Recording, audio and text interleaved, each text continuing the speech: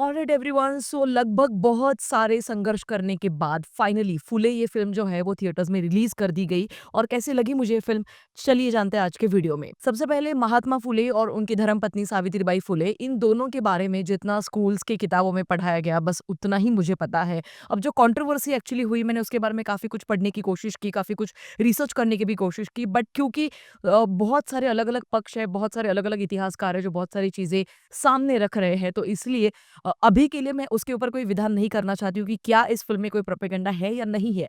जितना मुझे ज्ञान है, मैं उस ज्ञान के आधार पर इस फ़िल्म का रिव्यू आज करने जा रही हूँ। तो अगर कुछ भूल-चूक हुई तो उसको माफ़ कर दीजिएगा, मैं दोनों पक्षों से कह रही हूँ।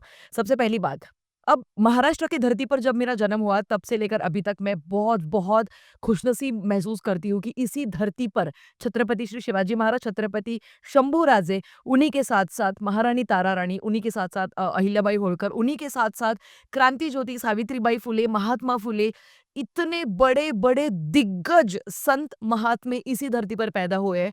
सो आई एम सो ग्रेटफुल कि मैं एक महाराष्ट्र जैसे ब्यूटीफुल स्टेट से बिलॉन्ग करती हूँ। और इसी के चलते जब से इस फ़िल्म का टीज़र आया था तभी से मैंने इसका एक्चुअली टीज़र ट्रेलर आया था तभी से मैंने इसका ट्रेलर रिव्यू अपने चैनल पर अपलोड कर दिया था। बट तब से लेकर अभी तक लिटरली बहुत कुछ समय चला गया।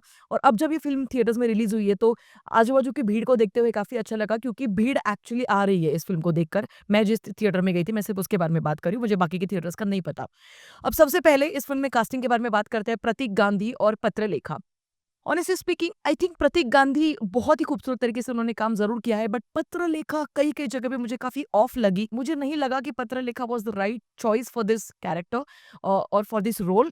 बिकॉज़ जब क्लोज़अप शॉट्स लग रहे थे पत्रलेखा के, तो उनके जो इतने बड़े होंठ जो है, वो लिटरली मतलब बाधा डाल रहे थे उस पर्टिकुलर सीन को समझने में। क्योंकि क्या हो जाता है ना, जब आपका चेहरा बहुत ज़्यादा आर्टिफ़िशियल प्लास्टिक से भरा हुआ होता है, तब आप कुछ ज़्यादा इमोट नहीं कर पाते हो। यही चीज़ें अभी की जो न्यू जनरेशन की जितनी भी एक्ट्रेसेस हैं, उनके साथ यही हो रहा है कि इतनी सारी प्लास्टिक सर्जरी करने के बाद क्या हो जाता है कि जब आपको रोना है, जब आपको कुछ इमोशंस आपके चेहरे पर दिखाने हैं, कुछ एक्सप्रेशंस दिखाने हैं, तो आपका चेहरा आपका साथ नहीं देता है, क्योंकि वो स्टिफ बन जाता है। और यहाँ पे कई-कई जगह पे एक्चुअली वो बिल्कुल कन्विंसिंग नहीं लगती हमें फ़िल्म में। ये मेरा पर्सनल ओपिनियन रहा। हाँ, बट हैविंग सेड दैट, कई-कई जगह पे जहाँ पे क्लोज़अप शॉट्स नहीं है पत्रलेखा के, वहाँ-वहाँ पे वो डेफिनिटली ऐड ऑन वैल्यू ज़रूर कर रही है उस पर्टिकुलर सीन में। अब क्योंकि उनकी जो भूमिका है वो बहुत ही महत्वपूर्ण भूमिका है, क्योंकि पूरी की पूरी फ़िल्म फूले, ये जो दाम्पत्य है, ये जो एक जोड़ी है, इनके ऊपर आधारित है कि इन्होंने किस तरीके से समाज में देखा कि वर्णभेद चल रहा है या फिर लोग जाति में बँटे हुए हैं, जिस तरीके से लोगों में ऊँच-नीच ये सारी चीज़ें चल रही है। और उस टाइम के कुछ ऐसे कुछ गिने-चुने कुछ ऐसे ब्राह्मण थे जो निचले स्तर पे जितने भी लोग हैं उनके ऊपर बहुत ज़्यादा अन्याय कर रहे थे। तो ये सारी चीज़ें जब उन्होंने देखी, तब उन्होंने सोचा कि असली लड़ाई एक्चुअली अंग्रेज़ों से लड़ने के बजाय हम सबको एक साथ लाने में है, या फिर निचले स्तर पे जो लोग अभी फ़िलहाल हैं मौजूद, जिनको उस टाइम पर उन्होंने दलित इस शब्द से इंट्रोड्यूस करा है, क्योंकि उसके पहले तक बहुत सारे अलग-अलग जाति में जो बटे हुए लोग थे, उनको उस पर्टिकुलर जाति से उनको बुलाते थे। बट उसके बाद सब इकट्ठा मिला के उनको दलित कहना ज़रूरी है। ऐसे इस जोड़ी ने हिस्ट्री में हम सभी के सामने इंट्रोड्यूस करवाया, और ये चीज़ भी फ़िल्म में काफ़ी अच्छी तरीके से उन्होंने दिखाई है। सबसे बड़ा उद्देश्य रहेगा कि किसी को शूद्र नहीं, दलित कहा जाए। ये फ़िल्म एक्चुअली जो ज्योतिबा फुले है और क्रांति ज्योति सावित्रीबाई फुले हैं, तो इन दोनों की ज़िंदगी पर आधारित है। और इन्होंने किस तरीके से फिर बच्चियों के लिए, स्त्रियों के लिए, उनकी पढ़ाई के लिए जो आवाज़ें उठाई, जो स्कूल्स शुरू किए। शुरुआत में सिर्फ 5 बच्चे आती थी उनके पास, तो 5 से लेके फिर 20, फिर 25, ऐसे करते-करते बहुत सारे स्कूल्स तक कैसे वो पहुँचे। इस पूरी जर्नी को बहुत ब्यूटीफुली उन्होंने दिखाया है। अगर हम बात करें प्रोडक्शन वैल्यू की, तो काफ़ी खूबसूरत प्रोडक्शन वैल्यू उन्होंने मेंटेन करी है पूरी की पूरी फ़िल्म में। Whether it comes to costume, makeup, अब क्योंकि वो उस टाइम का ज़माना आपको दिखाना था, रिक्रिएट करना था, जहाँ पर अंग्रेज़ हम सभी के ऊपर शासन कर रहे थे। उस टाइम पर किस तरीके के हम सभी लोग खादी के कपड़े पहनते थे। वो सारी चीज़ें बहुत ही ब्यूटीफुली उन्होंने एक्चुअली क्रिएट की है। तो इस फ़िल्म के राइटर डायरेक्टर है अनंत महादेवन। और कई जगह पे मुझे जेन्युइनली ऐसे लग रहा था कि यार इनके साथ जो फातिमा शेख का जो कैरेक्टर है, क्या उनके बारे में ये दिखाएँगे कि उन्होंने भी कैसे उनके मज़हब के लोगों के अगेंस्ट जाकर बच्चों को पढ़ाने के लिए लोगों को प्रेरित करना चाहा। तो वो ये चीज़ें एक्चुअली फ़िल्मों में उन्होंने दिखाई है।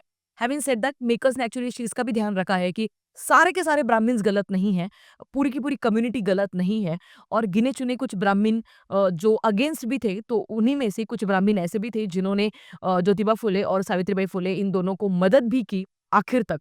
इन सभी के साथ-साथ मुझे फ़ातिमा शेख का जो एक एक्स्ट्रा एंगल उन्होंने दिखाया वो भी बहुत ज़्यादा पसंद आया, क्योंकि सबसे ज़्यादा अगर हम बात करें कि रीति-रिवाज़, परंपरा जो कि सबसे ज़्यादा स्त्रियों के अगेंस्ट है, तो वो तो मुस्लिम मज़हब में भी, मुस्लिम धर्म में भी हम सबको डेफ़िनेटली दिखाई देती है। बट आज तक क्या हो जाता है ना कि जब हिंदू धर्म की बात आती है, तब सब फ्रंट फुट पे छाती ठोक के हिंदू धर्म को गालियाँ देने के लिए आगे आ जाता है। But when it comes to Muslim religion और when it comes to other religions, वहाँ पे सब लोग चुप हो जाते हैं। बट यहाँ पर ऐसा नहीं है, उन्होंने धड़ल्ले से वो चीज़ें दिखाई है।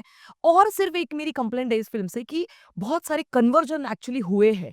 जब अंग्रेज़ ये सारी चीज़ें कर रहे थे कि ब बच्चियों को पढ़ाना, स्कूल्स को पढ़ाना, इन सारी चीज़ों के लिए जब वो अंग्रेज़ आगे आ रहे थे, जब इनकी हेल्प कर रहे थे, तब कन्वर्जेंस हुए हैं। उसके मामले में फ़िल्म कुछ ज़्यादा बतलाती नहीं है और वो चीज़ मुझे नहीं पसंद आई इस फ़िल्म की। बाकी ओवरऑल अगर मैं बात करूँ तो ये फ़िल्म एक्चुअली बनना बहुत ज़रूरी है, क्योंकि आजकल की जो नई पीढ़ी है उनको ये बताना बहुत ज़रूरी है, मुझ जैसी लड़कियों को बताना ज़रूरी है, स्त्रियों को बताना ज़रूरी है कि आज अगर हम जो पढ़ पा रहे हैं, लिख पा रहे हैं, ये जो मैं वीडियो बना पा रही हूँ, ये सारी चीज़ें जो है, ये सारी की सारी पॉसिबल हुई है। एटलीस्ट मैं महाराष्ट्र के बारे में बात कर रही हूँ, मुझे बाकी के स्टेट्स का नहीं पता। तो वो सावित्रीबाई फुले और महात्मा फुले इनकी वजह से हुआ है, तो डेफ़िनिटली हम सबके ऊपर उनका कर्ज़ा हमेशा से रहेगा। बाकी अगर कुछ और चीज़ें हैं जो मुझे नहीं पता है, जो शायद अगर आपको पता है इस फ़िल्म के रिलेटेड, तो आप मुझे कमेंट सेक्शन में ज़रूर बता सकते हैं। आप लोगों की क्या राय है, आप मुझे डेफ़िनिटली बता सकते हैं कमेंट सेक्शन में। मिलेंगे अगले वीडियो में, तब तक के लिए अपना ख्याल रखिएगा। Peace out.